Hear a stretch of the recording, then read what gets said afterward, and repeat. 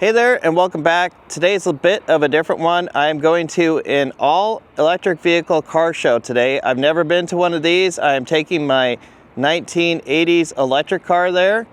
This will be the farthest that I've ever driven this car, so I'm not even sure if I will make it there and back. There are no charging stations either there or on the way between here and there. I'm not even sure if they're going to let me into the show, so this is going to be an adventure. Let's hit the road. I almost forgot, first before we set off, I don't know if you can tell, but I did give the Lectra a quick paint job. This was just a one-day scuff and paint sort of job, just to make it a little more presentable for the show. If you haven't seen my series on this car before, this is a 1981 electric car from the company Lectra Motors out of Las Vegas, Nevada. I think it looks pretty good now. I just need to clean up the wheels and then redo the upholstery. This is definitely not a show car, but it is very unique. Unfortunately, the majority of this trip is going to be 4-lane divided highway. I've never really driven this car on that type of road. There won't be any place to pull over if something goes wrong. So I'm enjoying this little bit of in-town driving before I get on the highway. This car is best as a commuter car, not really a going down the interstate or the highway car. It's perfectly capable of going down the interstate though. It does have a top speed of 80 miles an hour. We will be losing a lot of range the faster we go. Well, here we go, onto the highway. Wish me luck. Range anxiety is a real thing. I've only gone about 5 miles now, and I'm already getting worried. It's a completely irrational fear. I had this same gut feeling when I rode my electric motorcycle out to the National Motorcycle Museum and back.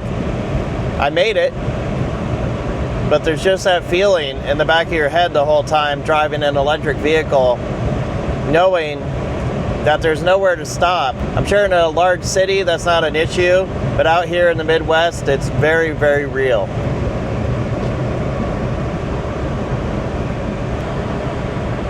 I'm trying to maintain a usage of about 200 amps, and I'll just go at whatever speed that gets me at, whether I'm going uphill or downhill. I'll go faster or slower, but I'm trying to drive as efficiently as I can, keeping it right under 200 amps. Well, it looks like I'm going to make it. I just have a couple turns off the highway to make now. Then I'll be at the show. Well, I made it just in time. Everyone is setting up. The local university solar car team just unloaded. They're going to be parking next to me.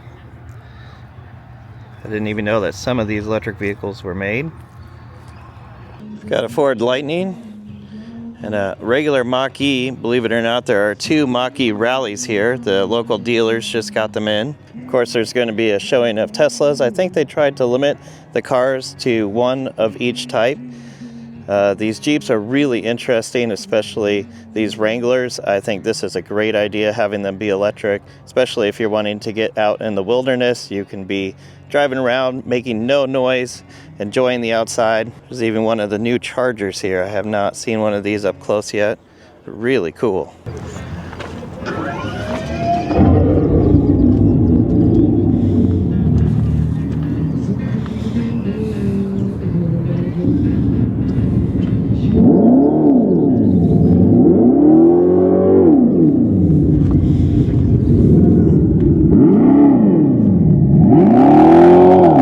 These new Dodge Chargers, they have a bunch of speakers in the back that simulate engine noise so that you can drive around a Charger making a bunch of noise, but it's fully electric. And they are surprisingly loud. Now we've got a couple of Mach-E rallies. This is my first time seeing these in person.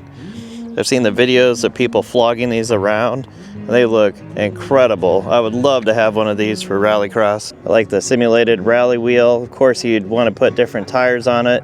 This one is running Michelin Cross Climates, but if you're going to rally these, you'll want to change that to a more appropriate rally tire. We've got another Lightning and another Mach-E rally. Love the yellow one.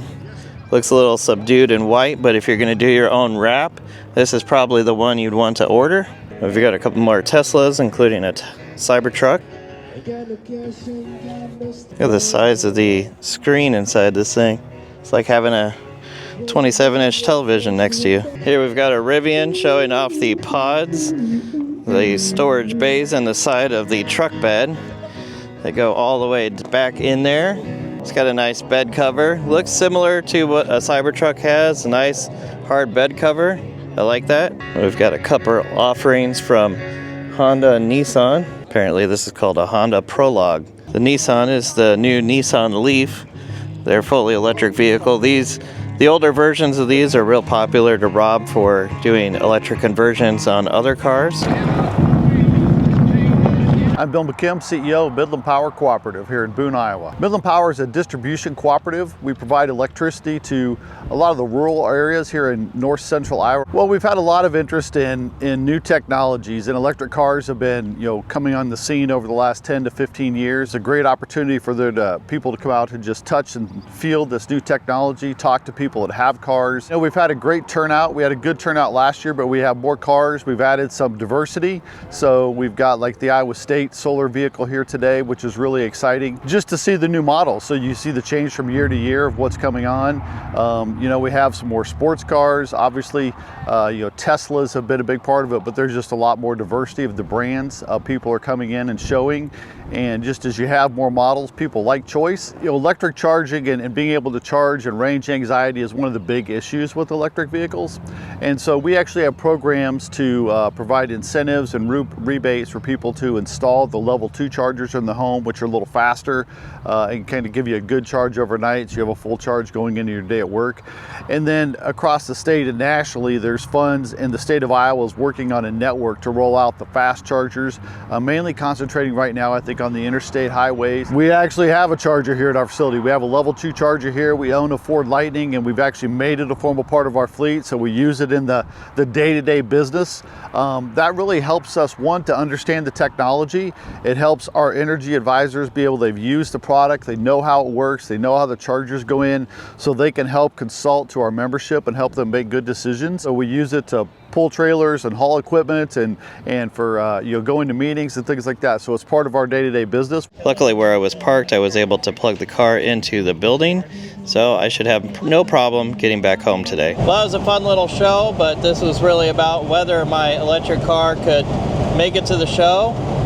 Doing 55 miles an hour down the highway right now, using about 200 amps. It's perfect weather outside, great day for a drive. I made it back, car ran great, no problems. You can hear I left the fan on, cool that motor down a little bit.